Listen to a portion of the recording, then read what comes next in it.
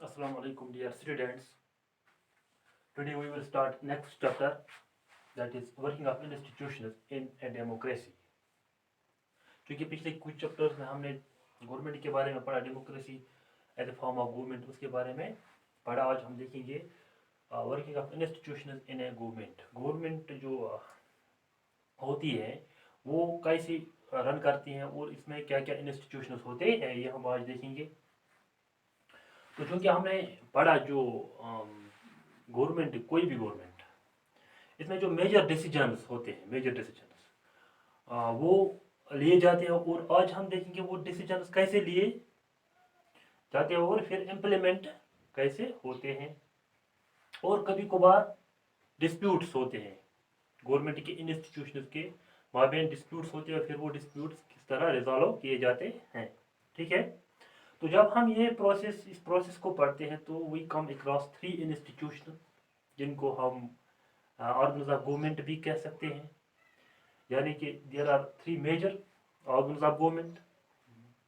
They are legislature, executive and judiciary, right?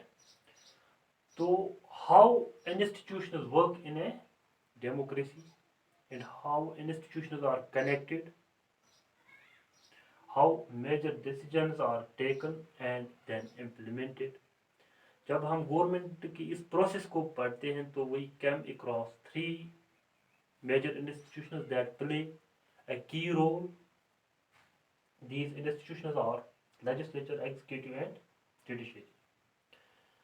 We must know that these institutions are connected.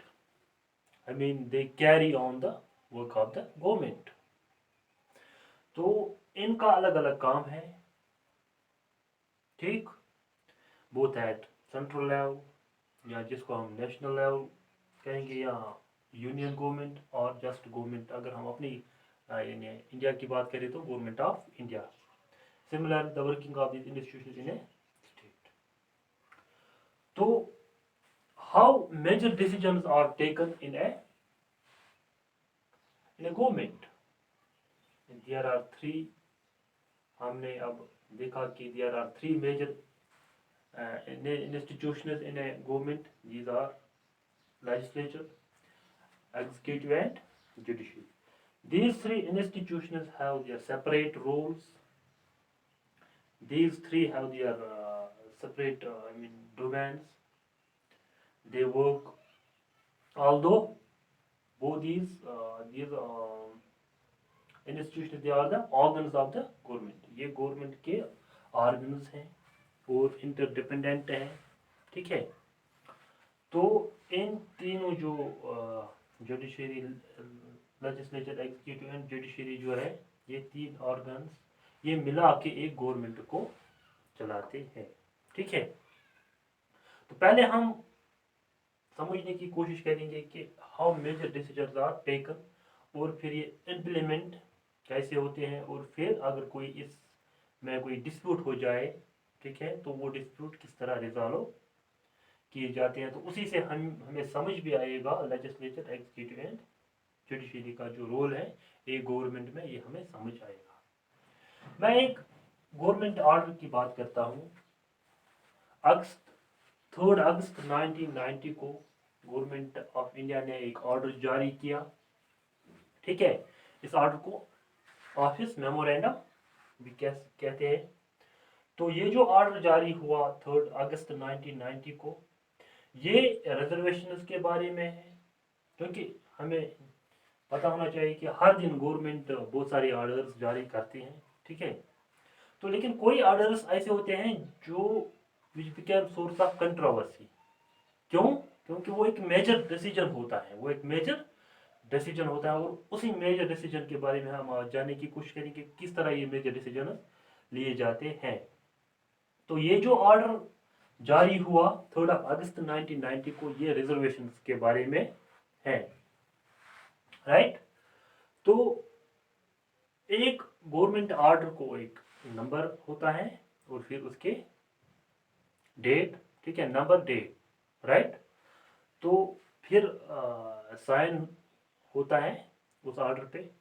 तो इस order पे, जो जिस order की मैं बात कर रहा हूँ, जो ऑर्डर 3 अगस्त 1990 को जारी हुआ।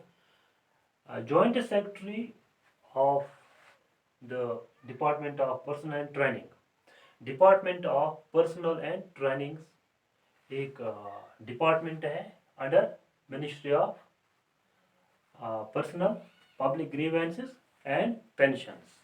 Ministry of personnel public grievance and pensions के अंडर एक डिपार्टमेंट आता है, that is personal department of personal and trainings. उस डिपार्टमेंट का जो ज्वाइंट सेक्रेटरी होता है वो इस ऑर्डर को साइन करता है और फिर ये ऑर्डर जारी होता है। जारी होने के बाद ये जो ऑर्डर है it became a source of controversy, क्योंकि इस ऑर्डर में कहा गया था कि 27% of vacancies in civil posts and services would be reserved for socially and educationally backward classes, SEBC, socially and educationally backward classes। उससे पहले reservations were given only to scheduled castes and scheduled tribes। scheduled castes और scheduled tribes को already reservations दी गई, लेकिन इस order में जो कहा गया कि जो socially and educationally backward classes हैं तो उनके लिए 27% ऑफ रिजर्वेशन अब सिविल पोस्ट एंड सर्विस में रखे जाएंगे 27%। ठीक है, तो it became a source of controversy, क्योंकि बहुत सारे अब न्यूज़पेपर्स टीवी एंकर्स इस पे डिबेट्स करने लगे कि ये सही है या गलत है, उसकी ओर हम नहीं जाएंगे। क्या ये decision Was this decision good or bad, वो हम यहाँ पे पढ़ने नहीं जा रहे हैं, हम यहाँ पे समझने की कोशिश कर रहे हैं कि मेजर डिसीजंस कैसे लिए जाते हैं। क्योंकि इसके बारे में पहले से ही ये जो गवर्नमेंट ऑर्डर अब आया इसको साइन किसने किया?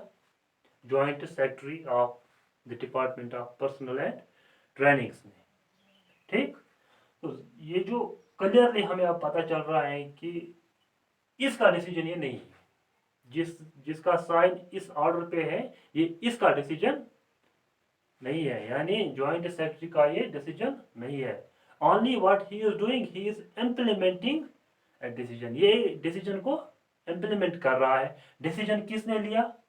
ये इसने नहीं, खुद का डिसीजन नहीं है, क्योंकि he is only an implementing platform यहाँ पे डिपार्टमेंट। तो लिहाजा ये क्लियर हुआ कि ये जॉइंट सेक्रेटरी का डिसीजन नहीं है। फिर ये डिसीजन किसका है? क्योंकि ये जो जॉइंट सेक्रेटरी है it comes under the ministry of personnel public grievance and pension. ठीक है, उसी का ये एक डिपार्टमेंट है। तो जाहिर सी बात है जो डिसीजन ऑर्डर गवर्नमेंट ऑर्डर जारी हुआ इस पे जॉइंट सेक्रेटरी का साइन है। जॉइंट सेक्रेटरी के ऊपर मिनिस्टर होता है। ठीक है, तो मिनिस्टर का भी एक डिसीजन नहीं है, क्योंकि हमने ये जानना चाहिए पहले कि प्रेसिडेंट, क्योंकि हम अब एक गवर्नमेंट के बारे में पढ़ रहे हैं, हमें ये भी पता होना चाहिए कि एक मुल्क में अगर हम डेमोक्रेटिक गवर्नमेंट की बात करें तो president is the head of the state और वो फॉर्मली एक हाईएस्ट अथॉरिटी होती है एक स्टेट में। Prime minister is the head of government and takes all major decisions in the cabinet. ठीक है ना? तो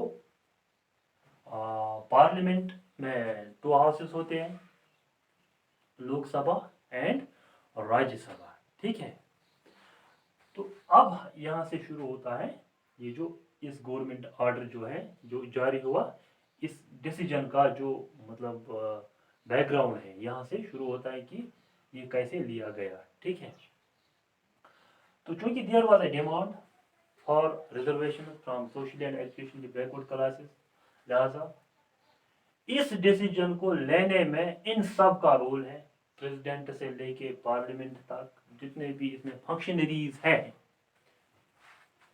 उनका रोल इस डिसीजन में है।